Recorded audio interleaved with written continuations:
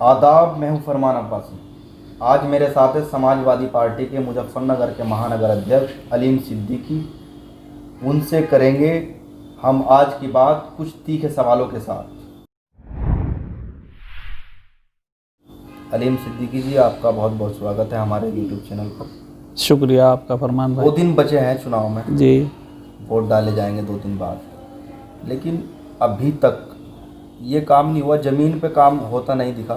वोटरों के पास जाते हुए जो ग्रेजुएट युवा हैं, ये भीड़ का इलेक्शन तो है नहीं, ये तो ग्रेजुएट युवा इसमें वोट डालेंगे।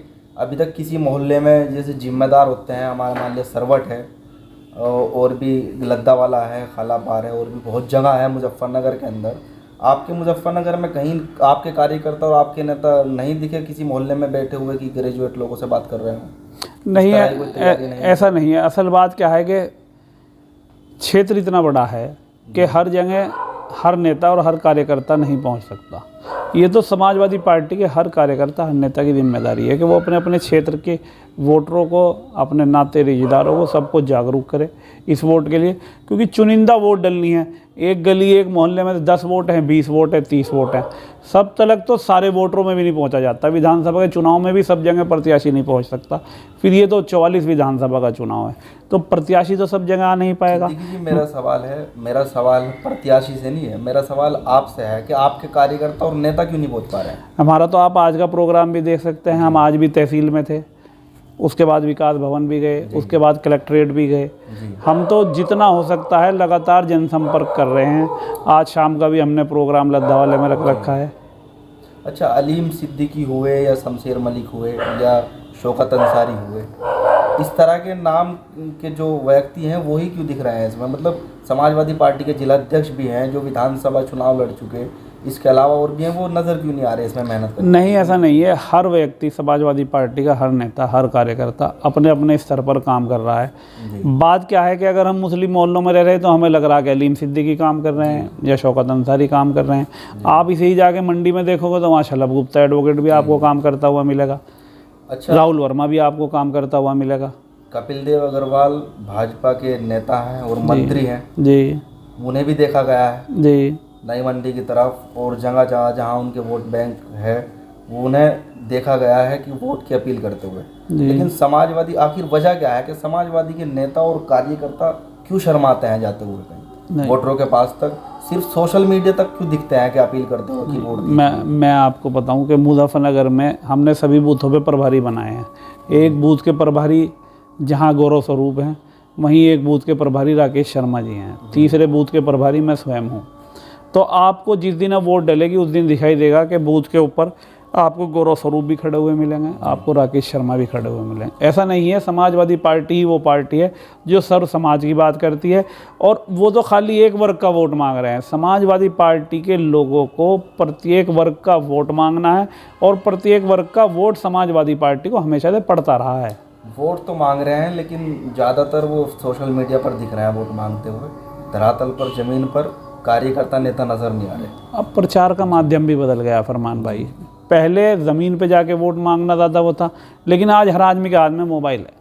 अगर हम इसके ऊपर वोट की अपील करें तो इसमें कोई गलत बात नहीं है। अगर हम इस पे अपना प्रचार कर रहे हैं तो ये भी आज के संसाधनों में से एक सबसे नंबर 1 का संसाधन है। मोबाइल पे, सोशल मीडिया पे अगर आप वोट मांग रहे हैं, जब तक लोगों के पास नहीं जाएंगे जब ऐसा पता चलेगा कि उनकी वोट बनी हुई है या नहीं बनी हुई है। वोट बनने का काम तो 12 तारीख में पूरा हो चुका, वोट का तो काम ही नहीं रहा। उस दौरान भी, उससे पहले भी कोई मोहल्ले में पहुंचना तो चाहिए था ना कार्यकर्ता। और 40,000 वोट मुस्लिम वोट बनी हुई हैं, ऐसा नहीं है कि वो पार्टी के लोगों ने ही बनवाई हैं। जी, चलिए, मेरा दूसरा सवाल है आपसे कि आखिर समाजवादी पार्टी सोशल मीडिया तक क्यों सीमित है? मैं भी ये बात आपसे पहले भी रिपीट कर चुका। समय समय पर जब से देश आज़ाद हुआ तब से लेके आज तक अगर आप देखेंगे, जब पहली सरकार बनी, जो हमने सुना अपने बुज़ुर्गों से और बड़े नेताओं से कि पहली बार जब चुनाव हुआ तो बैलगाड़ी के ऊपर प्रचार होता था। जी, ठीक है। आगे वक्त बढ़ा तो साइकिल पे हुआ, घोड़ा बुग्गी पे हुआ, आगे वक्त बढ़ा कार पे हुआ। जब आज मोबाइल, एक घर में 5 आदमी हैं तो मोबाइल 6 हैं या 7 हैं या 8 हैं। तो जब मोबाइल से आप सुलभ तरीके से पब्लिक के बीच में पहुंच सकते हैं तो सोशल मीडिया को क्यों नहीं इस्तेमाल करना चाहिए? और माफ़ करना, आप 2014 की पत्रकार बंधुओं की आप रिपोर्ट उठा लीजिए, जब केंद्र में भाजपा की सरकार आई तो आप ही लोगों ने सबसे ज़्यादा ये गाना गाया था कि सोशल मीडिया के माध्यम से भारतीय जनता पार्टी की सरकार बनी। तो अगर आज उसी को फॉलो हम कर रहे हैं तो हम पे आरोप क्यों आ रहा है कि समाजवादी पार्टी ट्विटर से या फेसबुक से या व्हाट्सएप से ऊपर नहीं निकल पा रही। लोहे की काट फरमान भाई लोहा है, तो हम इसलिए इस मीडिया की तरफ ज़्यादा ध्यान दे रहे हैं। मेरे सवाल करने का मकसद ये नहीं था कि आप सोशल मीडिया यूज़ ना करो, करनी चाहिए, अच्छी बात है, एक प्लेटफॉर्म है, अपनी आवाज़ पहुंचानी भी चाहिए। लेकिन मेरा सवाल ये है आपसे कि अगर सारे मसलों के हल सोशल मीडिया से ही हो सकते हैं तो फिर चुनाव में सभाएं क्यों की जाती है? विधानसभा चुनाव में क्यों जाते हैं अखिलेश जी जनता के भी? सोशल मीडिया से ही कर देना चाहिए। जब विधानसभा का चुनाव का बिगुल बजेगा उसके बाद आपको और समाजवादी पार्टी सभाओं में मिलेगा, प्रचार में मिलेगा, ज़मीन पे मिलेगा। तो इसे आप इस तरह भी समझ सकते हैं कि आपके घर में शादी है आपके भाई की, आपने तारीख रख दी 30 मार्च जी, ठीक है, और आप आज चल रहा है दिसंबर या नवंबर, आप आज ही खाना बना के रख दें 400 लोगों का, तो क्या वो 3 महीने बाद तक बचा रहेगा? ख़राब हो जाएगा, किसी के इस्तेमाल करना रहेगा। जब चुनाव का टाइम आएगा तब प्रचार भी होगा, विधानसभा के लिए वोट भी मांगी जाएंगी, सारे काम होंगे। जब आज सोशल मीडिया से हम लोगों तक पहुंच सकते हैं तो पहुंच रहे हैं। जब चुनाव के टाइम जा सकते हैं जनता के बीच, सभाओं में जा सकते हैं, जनता के बीच जा सकते हैं, तो फिर आखिर वजह क्या है कि आजमगढ़ में महिलाओं पर लाठीचार्ज होता है, हाथरस में रेप होता है और अखिलेश यादव पहुँच नहीं पाते? मैं आपको बता दूं, चुनाव के टाइम ही पहुंचते हैं। हर जगह हर व्यक्ति नहीं पहुंच सकता। आप इसे ऐसे भी सकते हैं कि आपके परिवार में आप हैं, आपके पिता हैं, आपके भाई हैं, एक प्रोग्राम में आप जाएंगे, एक में आपके पिताजी जाएंगे, एक में आपके भाई जाएंगे। बात होती है प्रेजेंटेशन की। समाजवादी पार्टी का सबसे बड़ा दल हाथरस कांड में पहुंचा, सबसे पहले पहुंचने वाला व्यक्ति अतुल प्रधान था।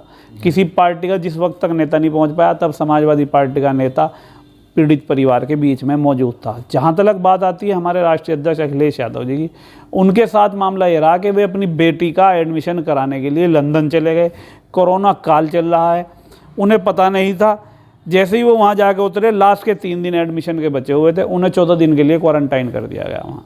सिद्दीकी जी, आप उसी बीच में ये हाथरस कांड हो गया। वो किस तरह वहाँ से वापस आ सकते थे, क्योंकि प्रोटोकॉल कोरोना काल का तोड़ नहीं सकते थे। कई नेशनल चैनलों में डिबेट करते दिखाई दिए जी, तो मेरा आपसे सवाल है जी, चलो हाथरस के दौरान वो एडमिशन कराने के लिए बाहर थे जी, मगर जब आजमगढ़ में जो उनका संसदीय क्षेत्र है, जहाँ से उन्हें जनप्रतिनिधि चुना गया है, लोकसभा भेजा गया है, जिस जगह से, वहाँ पर मुस्लिम महिलाओं पर लाठीचार्ज होता है और अखिलेश यादव नहीं पहुँच पाते हैं।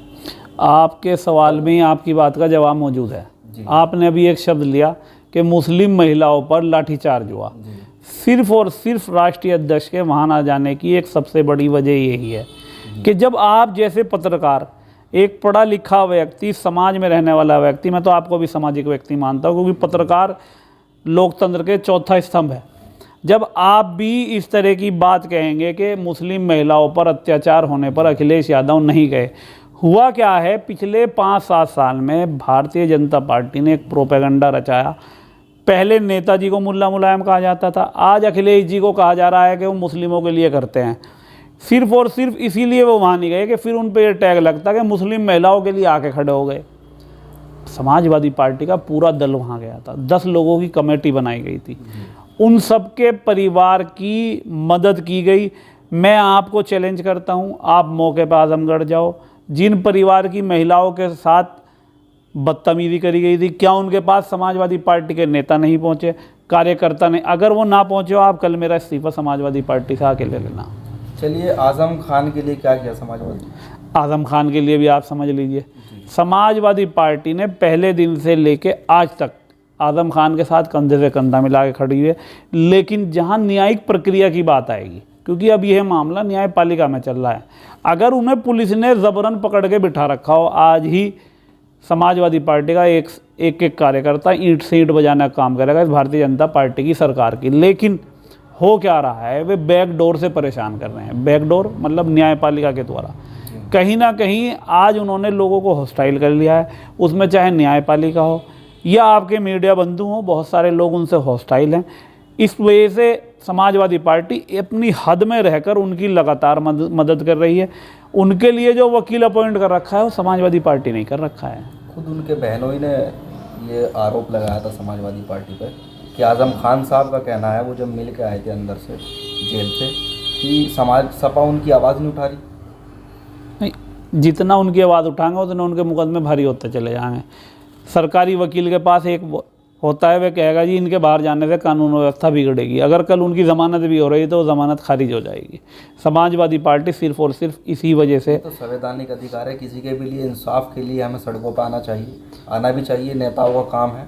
वो तभी तो है ना जब सामने वाली सरकार निष्पक्ष रूप से काम कर रही हो, जनता के हित में काम कर रही हो। यह सरकार बदला लेने की नीयत से सारे काम कर रही है। तो विपक्ष में तो सामना करने की हिम्मत होनी चाहिए। समाजवादी पार्टी बताइए आप किस मुद्दे पे नहीं कर रही? सीए एनआरसी का मुद्दा रहा हो, समाजवादी पार्टी कार्यकर्ता लगातार सड़कों पर है। पूरे प्रदेश में इन्होंने दंगे कराए, समाजवादी पार्टी के लोगों ने लगातार जनता के बीच में जाकर लोगों की मदद करने का काम किया है। लॉकडाउन में आप देख लीजिए कि समाजवादी पार्टी का एक कार्यकर्ता सड़कों पे रहा है। आपका कहना है कि समाजवादी का हर एक कार्यकर्ता सीए में, एनआरसी में, हर उसमें रहा है। अखिलेश यादव ने कभी किसी के पास गए, वो सीए प्रोटेस्ट था जी, जिसमें महिलाओं पर लाठीचार्ज होता है जी, अखिलेश यादव वहाँ नहीं पहुँच पाते, तो क्या सड़कों पर आए? नहीं, उनकी लखनऊ में घंटा घर पे जब प्रदर्शन महिलाओं ने किया, उनकी बेटी वहाँ लगातार मौजूद रही। एक नाबालिग बेटी को भेजते हैं, लेकिन डिम्पल यादव को जाने का वक्त नहीं है। डिम्पल यादव को भी तो जाना चाहिए था। नहीं, फैमिली परिस्थितियों का आपको नहीं पता, मुझे नहीं पता, क्या पता उनकी उस वक्त तबीयत ख़राब रही हो, क्या पारिवारिक मामला रहा हो। जिसने अपनी बेटी को भेज दिया, बीवी को भेजने में कहाँ दिक्कत आ रही थी? कहीं ना कहीं कभी कभी आदमी पारिवारिक मजबूरियों में भी फंस जाता है। इसकी आलोचना भी हुई है, सोशल मीडिया पर देखा गया है कि राजनीतिक स्टंट है ये, कि बेटी को भेज दिया, बीवी को नहीं भेज पाए। ये तो आप पत्रकार बंधुओं का काम है कि आपको तो कमी निकालनी। अगर वे स्वयं आ जाते तो आप कहते डिम्पल यादव क्यों नहीं आई, बेटी आ गई तो आप कह रहे डिम्पल यादव क्यों नहीं आई, शायद डिम्पल यादव आ जाती तो आप कहते कि राष्ट्रीय अध्यक्ष क्यों नहीं आए। तो आप लोगों का काम आलोचना करना और हमारा उसे हंस के सहना। हमारा काम तो सवाल करना है। बिल्कुल सवाल करना है, हम सवाल करते हैं। जनता के जो सवाल हैं वो आपसे जो है किए जाते हैं। तो मेरा सवाल है आपसे कि मुस्लिम महिलाओं को, देखो मुस्लिम का नाम इसलिए आता है क्योंकि अखिलेश यादव का जब नाम आता है तो मुस्लिम शब्द जुड़ा होता है। क्यों? क्योंकि उनका जो वोट बैंक है, वो ज़्यादा वोट बैंक जो है मुस्लिमों का वोट बैंक वो अखिलेश यादव का है। अखिलेश यादव मुस्लिमों का अपना वोट बैंक मानते हैं और सभी नेता यही मानते हैं कि मुस्लिम हमें ही वोट देंगे। समाजवादी पार्टी का हर नेता ये मानता है ज़्यादातर। तो इसीलिए मुस्लिम का नाम आता है। अभी आपने पहले भी कहा कि भाई मुस्लिम शब्द जोड़ दो, तो मैं इसलिए जोड़ रहा हूँ। तो मैं ये कह रहा हूँ, सुनील सिंह को अखिलेश यादव ने पार्टी में शामिल किया, आपके राष्ट्रीय अध्यक्ष ने पार्टी में शामिल किया, किस खूबी पर किया? खूबी पे नहीं, मैं आपको बताऊँ कि आज पूरे प्रदेश में 3.5 साल की सरकार को योगी की के हो गए, 6-6.5 साल की सरकार नरेंद्र मोदी जी की हो चुकी।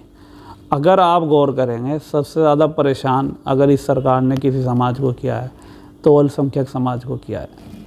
अब इसी रणनीति के तहत समाजवादी पार्टी की सिर्फ और सिर्फ एक सोच है और एक ही भावना है हमारे राष्ट्रीय अध्यक्ष अखिलेश यादव जी की कि 2022 में जब विधानसभा का चुनाव हो तो हमसे ना तो कोई गलती हो ना कोई चूक हो, क्योंकि अगर प्रदेश में समाजवादी पार्टी की सरकार होगी, केंद्र में भले ही मोदी जी बैठे रहें, प्रदेश में अगर समाजवादी पार्टी की सरकार होगी तो अल्पसंख्यक समाज के साथ, पिछड़े समाज के साथ कोई दुर्भावना, कोई गलत काम भारतीय जनता पार्टी की केंद्र की सरकार नहीं कर पाएगी। इसीलिए हम अपनी पार्टी में फ़िलहाल हर उस व्यक्ति का स्वागत कर रहे हैं, हर उस व्यक्ति को समाजवादी पार्टी की सदस्यता दी जा रही है जो भारतीय जनता पार्टी को हराने के लिए काम कर रहा हो। आपको बता दूं, सुनील सिंह ने भाजपा में रहते हुए हिंदू युवा वाहिनी का अध्यक्ष है, उन्होंने कहा था कि मुस्लिम महिलाओं को कब्र से निकाल कर उनके साथ रेप करना चाहिए। इस तरह के बयान थे जो टोटल मुस्लिम विरोधी है। तो इस तरह के इंसान को पार्टी में शामिल करना, क्या आपको लगता है कि पार्टी मजबूत हो रही है? किसी भी व्यक्ति से गलती हो सकती है, कोई भी व्यक्ति दुर्भावना में आकर, और जब जिस माहौल में रहता है उस माहौल में रहकर कोई भी व्यक्ति कुछ भी उल्टे सीधे शब्द बोल सकता है। जब अपनी पिछली सारी बातों को छोड़कर वो समाजवादी पार्टी में आए हैं, बात तब है कि वो समाजवादी पार्टी में आकर अगर इस तरह का बयान देंगे तो समाजवादी पार्टी 1 मिनट नहीं लगाएगी उन्हें अपने दल से बाहर करने में।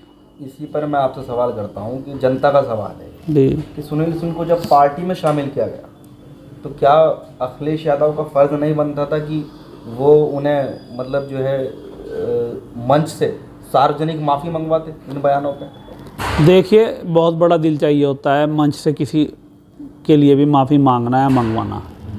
आप इसे अपने ऊपर भी ले सकते हैं। कोई व्यक्ति ऐसा नहीं होता जो मंच पे आके माफ़ी मांगे, बहुत बड़ा दिल चाहिए। और एक बात और बता दूं मैं आपको, वो भाजपा छोड़ के नहीं आए बल्कि उन्हें निकाला गया। योगी ने उन पर कार्रवाई की, उन्होंने समाजवादी में वो आकर अखिलेश यादव जी की गोद में आकर बैठ गए, सिर्फ इस वजह से, क्योंकि उन्हें वहाँ से मतलब निकाला गया, वो निकले नहीं। अच्छा, मेरा दूसरा सवाल है, सबसे महत्वपूर्ण सवाल है, मुजफ्फरनगर पश्चिम उत्तर प्रदेश की राजनीति से जुड़ा हुआ है। तो मैं कैराना की बात करूँगा। कैराना में आंदोलन की घोषणा की थी नाहिद हसन ने, आपकी पार्टी के विधायक हैं जी। आखिर वजह क्या रही कि आपकी पार्टी के जिलाध्यक्ष रहे हों या विधानसभा चुनाव लड़ चुके हों या विधायक रहे हों, उनका समर्थन नाहिद हसन को क्यों नहीं मिल पाया? सबसे पहले तो मैं आपको अपना व्यक्तिगत बता दूं कि मैं स्वयं वहाँ मौजूद रहा। 3 दिन लगातार मैं कैराना भी गया। आखिरी दिन हमें यहाँ पुलिस ने घर पे नज़रबंद कर दिया था, फिर यहाँ से ले जाके थाने भी बिठा दिया था।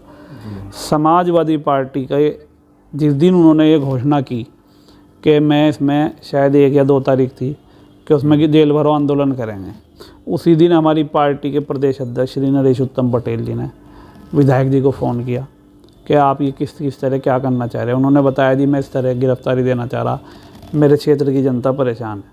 उन्होंने कहा समाजवादी पार्टी का पूरा समर्थन आपको रहेगा और समाजवादी पार्टी के आसपास के 10 ज़िलों के लोग वहाँ मौजूद रहेंगे। लेकिन आदरणीय विधायक जी ने साफ साफ मना कर दिया समाजवादी पार्टी को। उन्होंने कहा जी मैं देखना चाहता हूँ कि जनता की नब्ज़ क्या है और क्षेत्र में मेरा क्या प्रभाव बचा हुआ है, इसलिए मैं चाहता हूँ कि समाजवादी पार्टी के लोग इससे दूर रहें।